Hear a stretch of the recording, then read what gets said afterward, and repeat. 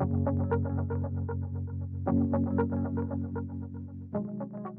excited to come and talk about the social development strategy. It's simple. It's an easy strategy that everyone can use to help build protective factors with young people. So I want you to think for just a few minutes about somebody in your life who has had a positive influence on you, maybe an adult that had an influence on you, and I'm going to give you a chance to share. So think for just a minute about that one person while you were a child that had a big impact on you in a positive way. Is anybody willing to share? Rowdy said don't call on him. Rowdy, will you share someone with us that had a positive impact on you as a child? Jody Rich. Perfect. In our area, he came to our area in 8th grade, and met him before he even started school and stuff. And what was it that Jody did that created that relationship or that bond with you? At the time, I really couldn't put my finger on it. Looking back, though, it was just no judgment at all. It was just, hey, that's who you are. Awesome.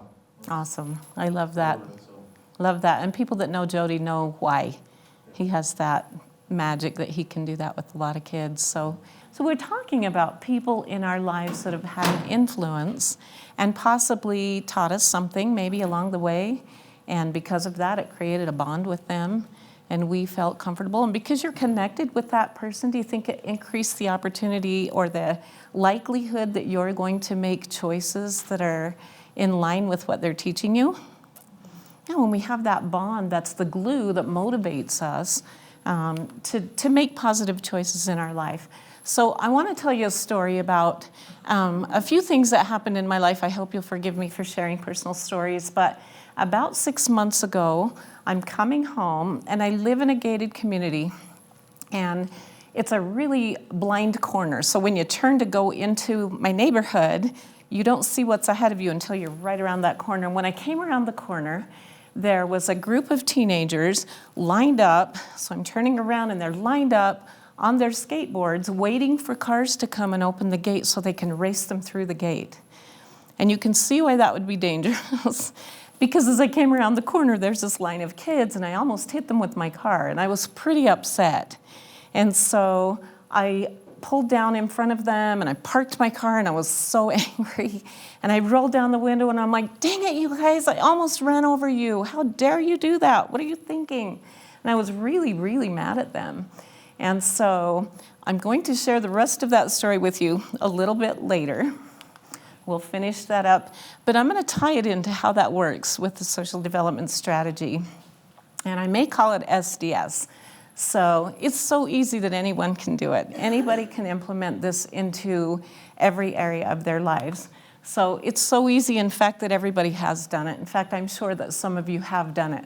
I'm sure that's what your dad was doing when he was taking you on those hikes, and what Jody Rich was doing when he was engaging with young people in his community.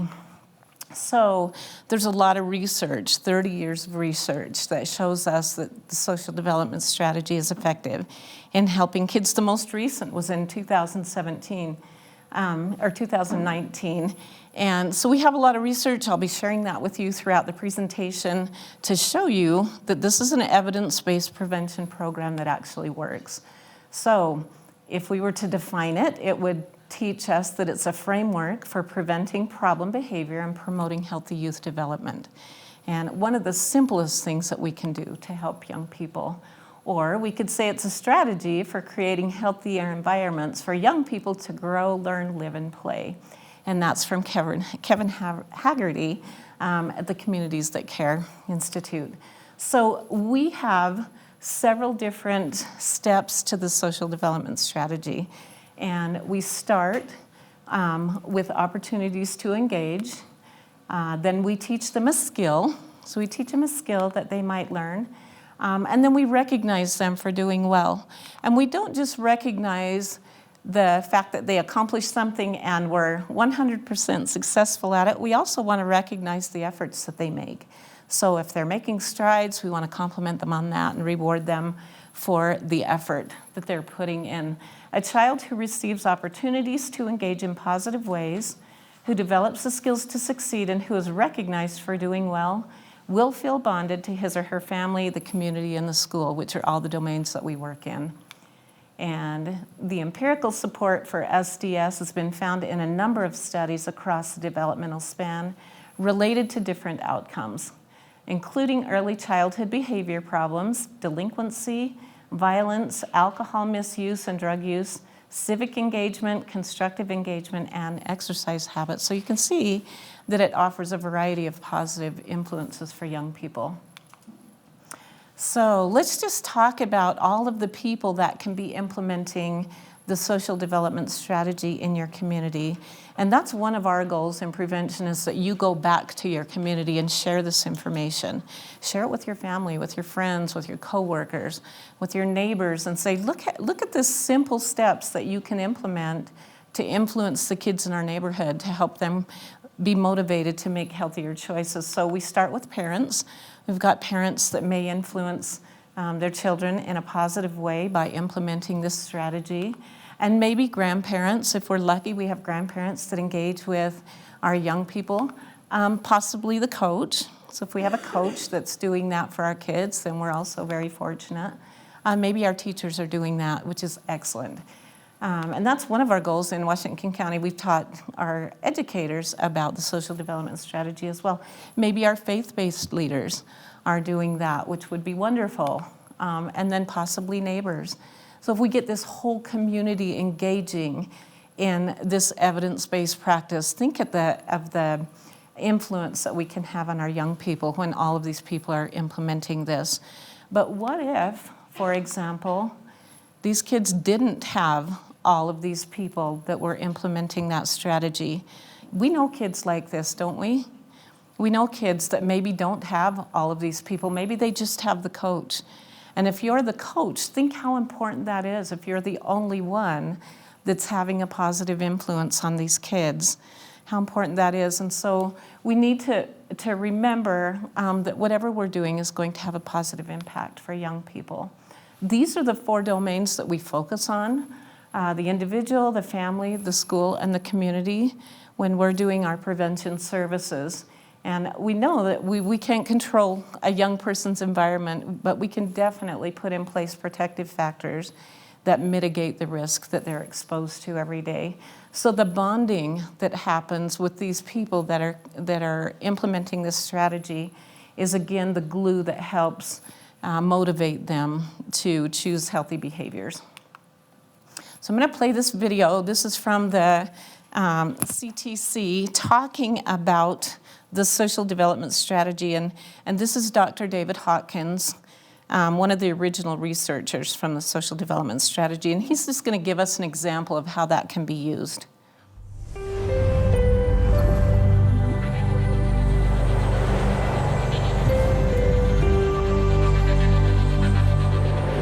I'd like to tell you a story of a second grader named Nate.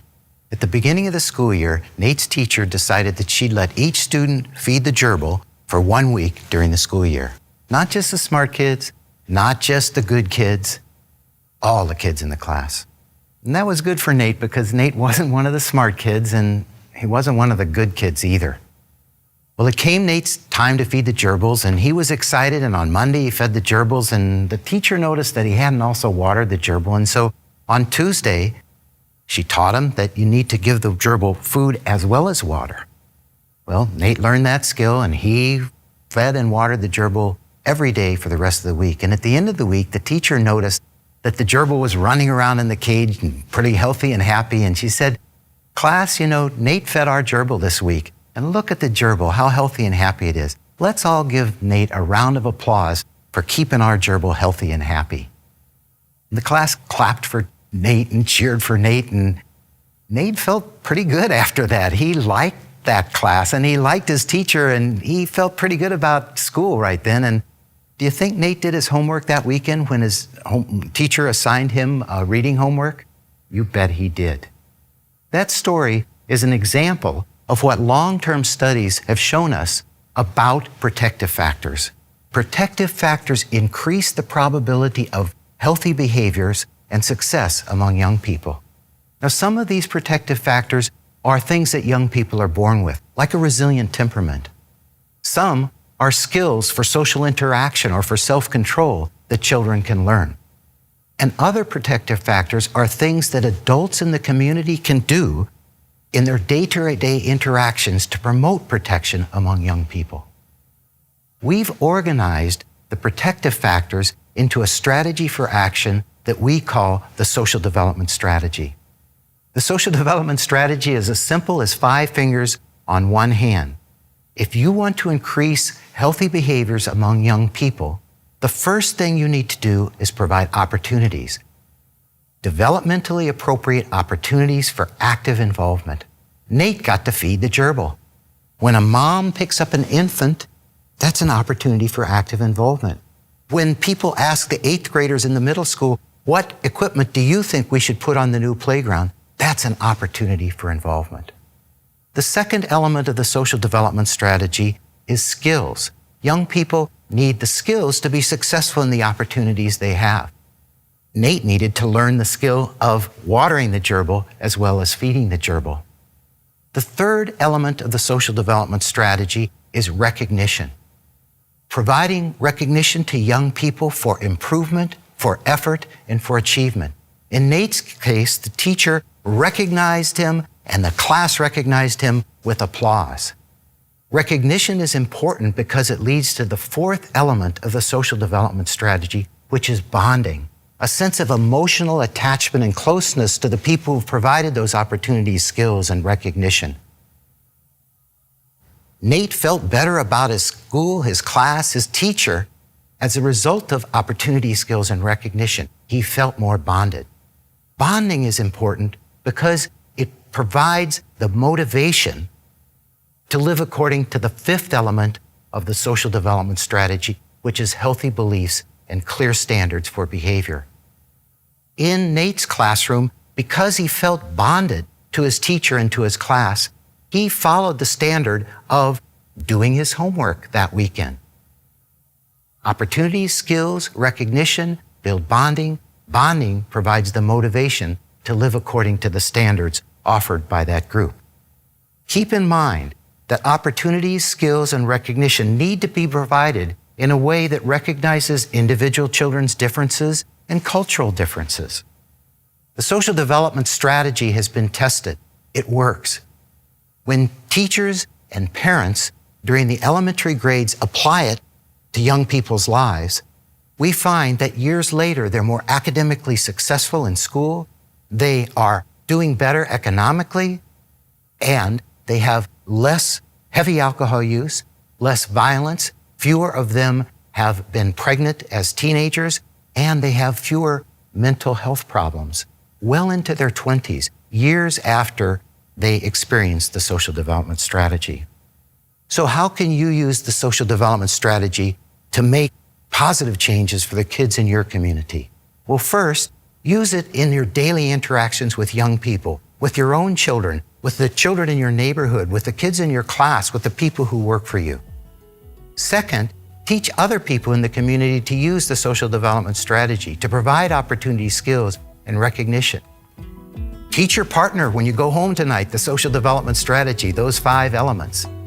If more people in your community provide opportunities, skills, and recognition for young people, more young people will feel bonded to your community and live according to its standards for behavior. So I love that. Let's talk a little bit about how that applies to what we've learned then, because it's not about the gerbil, right? It's not about the gerbil. It's about that they taught a skill, any skill, provided an opportunity, taught the skill, created that bonding, and then that child was able to recognize the clear standards, and which motivated them to better choices in their life. So what was the opportunity again in the gerbil story? To feed and water it. Yeah, to feed and water the gerbil. And did Nate do that perfectly the first time? Didn't. So what did the teacher do? Yeah, came back and recorrected in a kind way. And let me help you learn how to do that. So taught that in a little bit better way, but still congratulated him for the things that he did well, right? What was the skill then? It was teaching that. How did the teacher ultimately provide recognition for Nate feeding the gerbil? What was the recognition that he got? Do you remember at the end, she told the class, look what Nate did to feed the gerbil, and they all clapped for him, and it was a big celebration.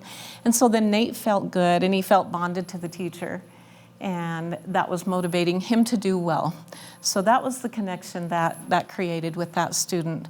Well, the social development strategy starts long before babies are even born, like in the womb, and can go all throughout their lives. And again, the research that Dr. Hawkins shared, it was a 30-year study trying to find out if this strategy was something that was actually evidence-based and would be working with kids. And we know that it works. We know that it's helpful. Well, I wanted to share, I think Logan talked about this yesterday.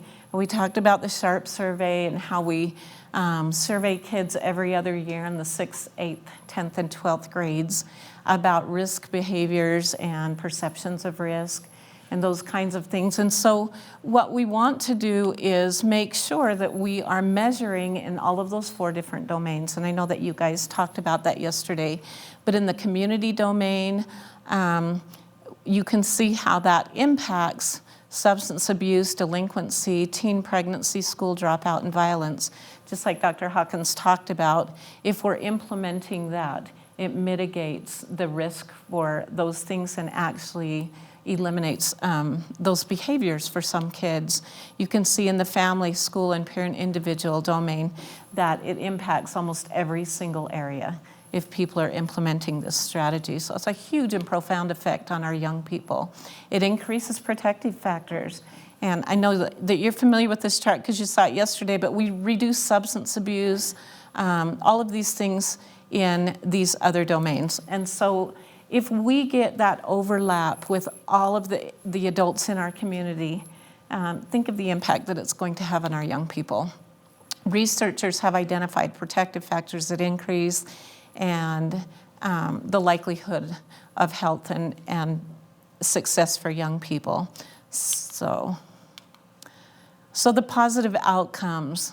Youth who had parents and teachers, this is the 30-year study that we're talking about, had an increase in high school graduation, in better ultimate long-term economic outcomes. They had better mental health, and it reduced the likelihood of teen pregnancy. So who should be implementing the social development strategy? Who should be doing that? We've talked a lot about this. Everybody should be doing this. School administrators, teachers, parents, coaches, neighbors, grandparents, church leaders, everyone that comes in contact with a child should be implementing this strategy. And again, it's so simple. If you just remember that, those 5 steps that you can count out on your finger. So opportunities, skills,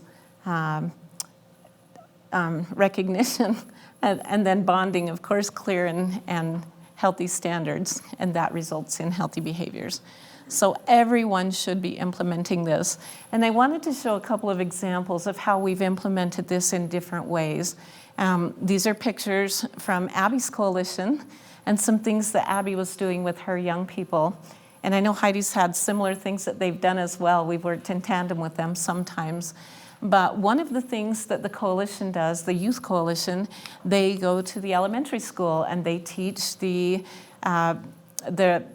refusal skill to young people. And they talk about how important it is to say no to risky behaviors but still keep your friends.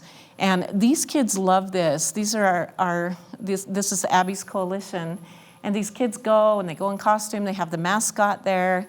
And these little kids just worship them. And so they're celebrities. And we've taught them the skill, how to teach young people about the refusal skill. We gave them the opportunity. We recognized them, and the little kids recognized them as well. And then they were bonded and motivated to make healthy choices themselves. We gave them the opportunity to provide a family event, promoting the Parents Empowered underage drinking prevention campaign. We taught them skills about how to have parents learn to bond and monitor and create boundaries for their families.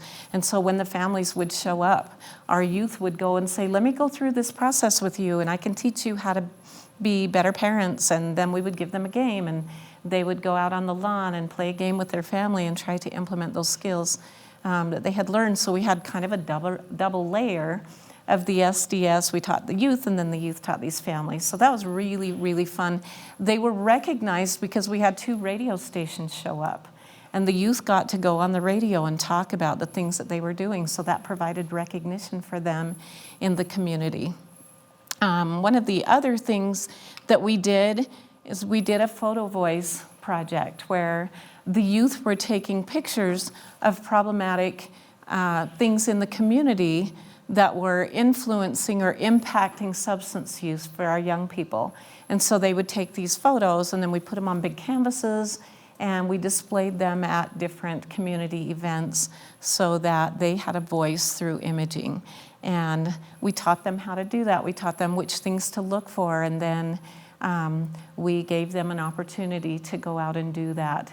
And then they were recognized at some of the big conferences that we had. We recognized their efforts. And again, they felt bonded to the adults in the community and to us, and felt like that motivated them to do better.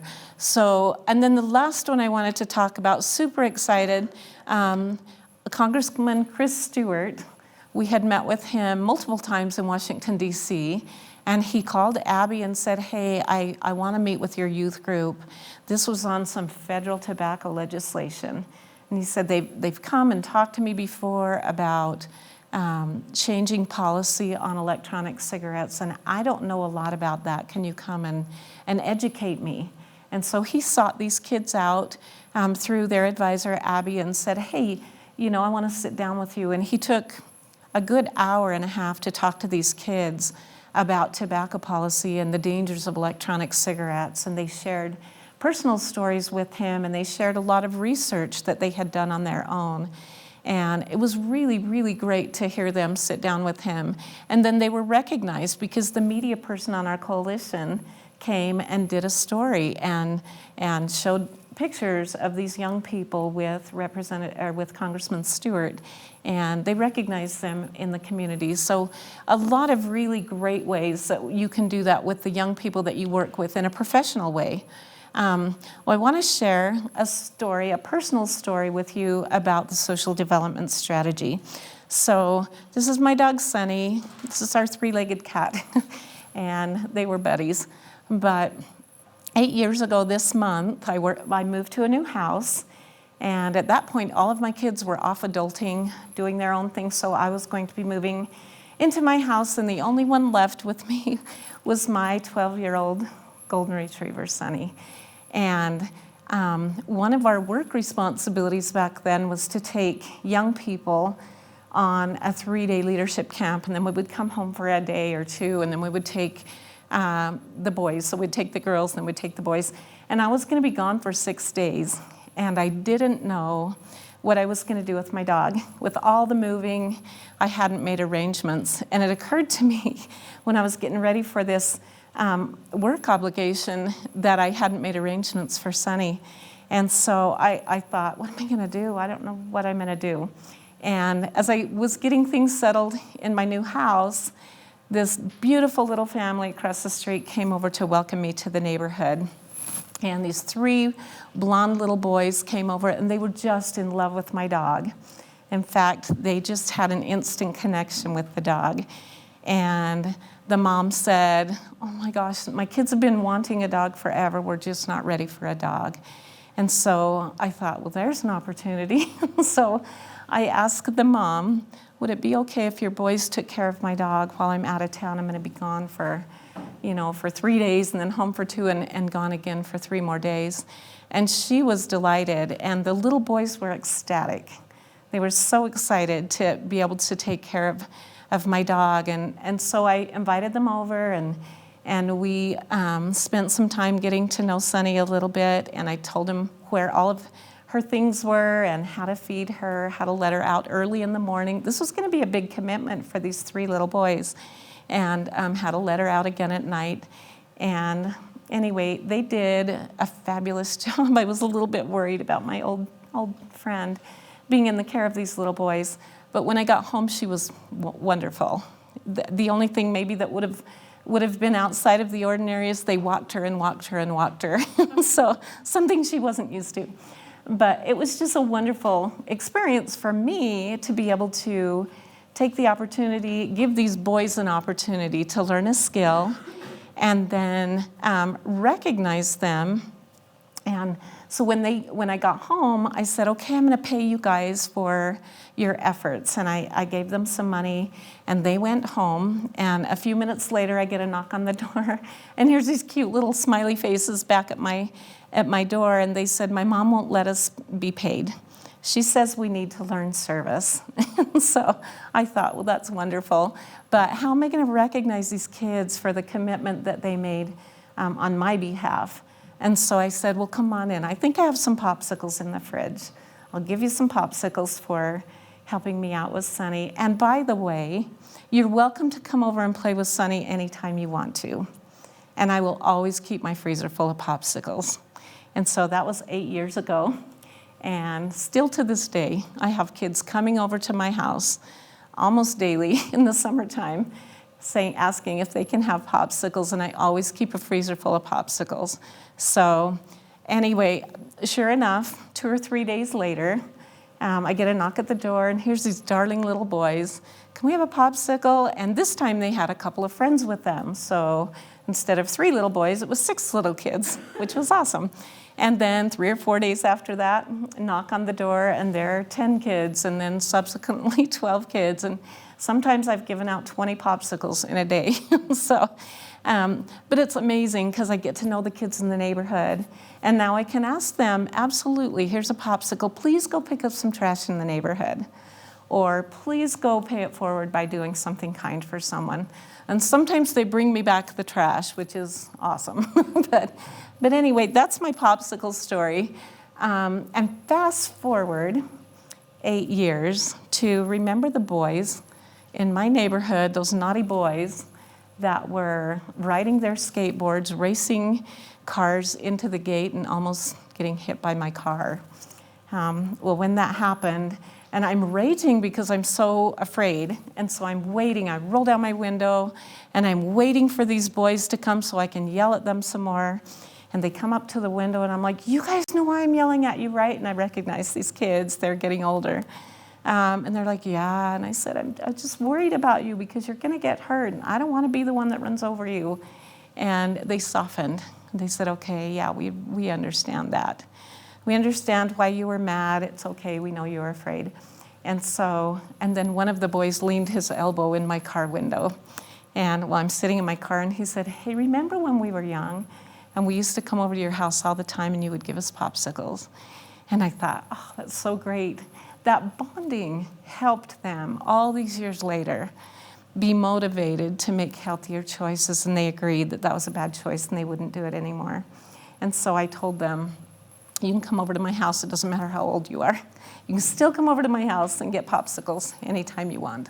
So it just shows how putting that SDS into practice can really help motivate kids by giving them the opportunity, providing them with the tools or the skills to use this, or to do something that they've learned, and then of course recognizing them. And then that's come full circle, which is pretty cool that happened.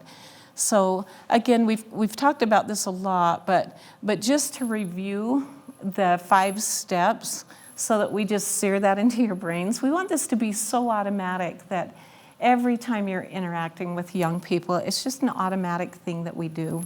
So again, providing those developmentally appropriate opportunities for young people, teaching them skills that they need to succeed, and of course recognizing them, recognizing effort, improvement, and achievement.